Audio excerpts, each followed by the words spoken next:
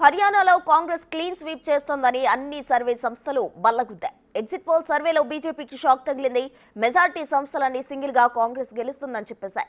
Peoples pulse survey ప్రకారం కాంగ్రెస్ 55 స్థానాల్లో విజయం సాధించే అవకాశం ఉంది. ఇక ఇదే సంస్థ బీజేపీ 26 స్థానాల్లో విజయం సాధిస్తుందని ప్రకటించింది. ఇక ఐఎన్ఎల్డీకి 2 నుంచి 3 స్థానాల్లో, బీజేపీకి 1 స్థానంలో, ఇతరులు 3 నుంచి 5 చోట్ల విజయం సాధిస్తాయని తెలిపింది.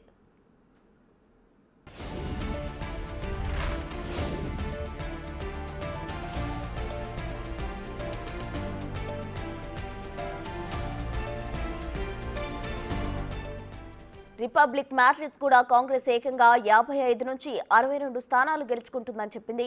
బీజేపీ 18 నుంచి 24 స్థానాల్లో విజయం సాధిస్తుందని తెలిపింది.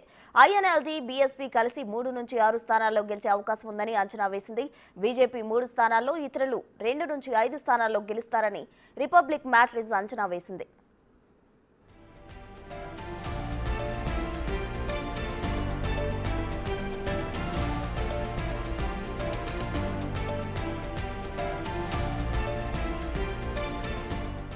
దైనిక్ భాస్కర్ కూడా కాంగ్రెస్ కి మెజార్టీ స్థానాలు కట్టబెట్టింది. హస్తం పార్టీకి 44 నుంచి 54 సీట్లు వస్తాయని తెలిపింది. బీజేపీని మాత్రం 19 నుంచి 29 స్థానాలకే పరిమితం చేసింది.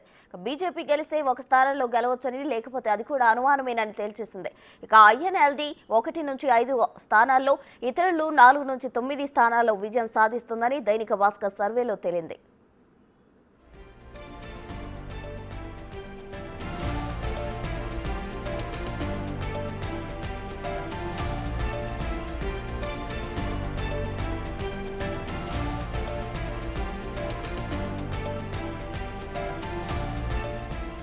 ఇక పీమార్క్ సర్వేలో కాంగ్రెస్ 44 నుంచి 54 స్థానాల్లో గెలిచి ప్రభుత్వాన్ని ఏర్పాటు చేస్తుందని జోస్యం చెప్పింది. ఇక బీజేపీ మాత్రం 15 నుంచి 29 స్థానాలకే పరిమితం అవుతుందని అంచనా వేసింది. ఐఎన్ఎల్డీ 3 నుంచి 6 స్థానాల్లో గెలిచే అవకాశం ఉందని తెలిపింది. అయితే ఏ సర్వేలో కూడా ఆప్ ఖాతా తెరవలేదు.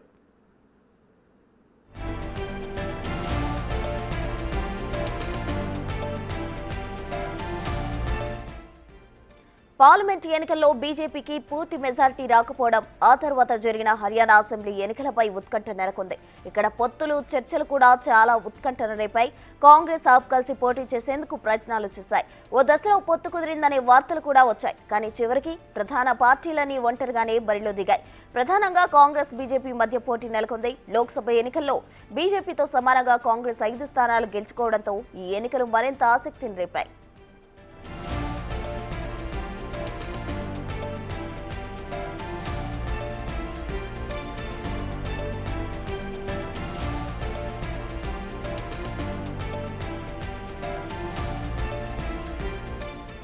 హర్యానా సమాజంలో జవాన్, కిసాన్, పైల్వాన్ల ప్రభావం బలంగా ఉంటుంది. అధికార బీజేపీ ఈ 3 వర్గాల్లో కూడా వ్యతిరేకతను మూటగట్టుకుందనే అభిప్రాయం నెలకొంది.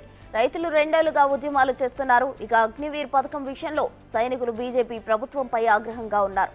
దీనికి తోడు రెజ్లర్లు అంశం కూడా పుండు మీద కారం చల్లినట్లయింది. దీంతో బీజేపీపై వ్యతిరేకత పెరిగింది.